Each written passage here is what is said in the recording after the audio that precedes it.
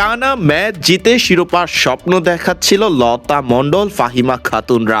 ম্যাচের শুরুতে মনে হচ্ছিল এই ম্যাচ হেসে খেলেই জিতবে বাংলার বাঘিনীরা। জেতা ম্যাচ হেরে যাওয়াটা যে বাংলাদেশের পুরনো স্বভাব, সেই স্বভাবের আধিপত্য বজায় রাখলো নারী রাইজিং এশিয়া কাপ টুর্নামেন্টেও। ফাইনালের মঞ্চে ভারত নারী এ দলের কাছে হার মানল বাংলাদেশ নারী এ দল। 135 রানের মাঝারি মানের লক্ষ্যে ব্যাট করতে নামা বাঘিনীরা এদিন শুরুতেই হারায় নিজেদের দুই ব্যাটারকে।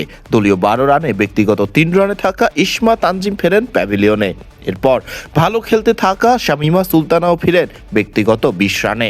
এদিন নির্ধারিত 6 ওভারের পাওয়ার প্লে শেষে বাংলাদেশ নারী এ দল রান করতে পেরেছিল মোটে 32। নিজেদের দলীয় রান 50 হওয়ার আগেই বাঘিনীরা হারিয়ে ফেলে 4 ব্যাটারকে।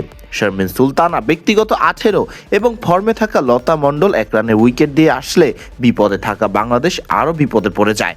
এরপরেই ম্যাচ থেকে ছিটকে যাওয়ার আশঙ্কায় ভুগতে থাকেন বাঘিনীরা। শেষ পর্যন্ত বাকি ব্যাটারদের আসা যাওয়ার মিছিলে আর নিয়মিত বিরতিতে উইকেট হারাতে থাকলে সহজ জেতা ম্যাচটি হেরে যায় বাংলাদেশ নারী এ দল। টানা জয়ের মাধ্যমে ফাইনালে পা রাখা বাঘিনীরা নিজেদের টুর্নামেন্ট শেষ করলো ভারতের কাছে হারের মুখ দেখেই। এর আগে এদিন ফাইনালের মঞ্চে টসে জিতে ব্যাট করার সিদ্ধান্ত নেয় ভারত নারী এ দল। তবে বাঘিনীদের বোলিংয়ের সামনে শুরুতেই হোঁচট খায় ভারতের নারী এ দল।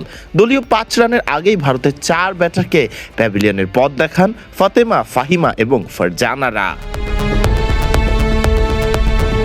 বিপাকে থাকা ভারত নারী এ দলের হাল ধরেন তেজাল হাসাবনিস এবং অধিনায়ক রাধা যাদব। ব্যক্তিগত 36 রানে রাধা ফিরলেও অন্য প্রান্তে নিজের অর্ধশতক তুলে নেন তেজাল হাসাবনিস।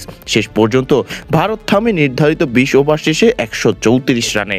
বাংলাদেশ নারী এ দলের হয়ে 4টি উইকেট শিকার করেন ফাহিমা খাতুন। 1টি করে উইকেট পান ফারজানা ইয়াসমিন এবং ফাতেমা জাহান। ফারদিন রহমান সকাল, বিডি ক্রিক টাইম।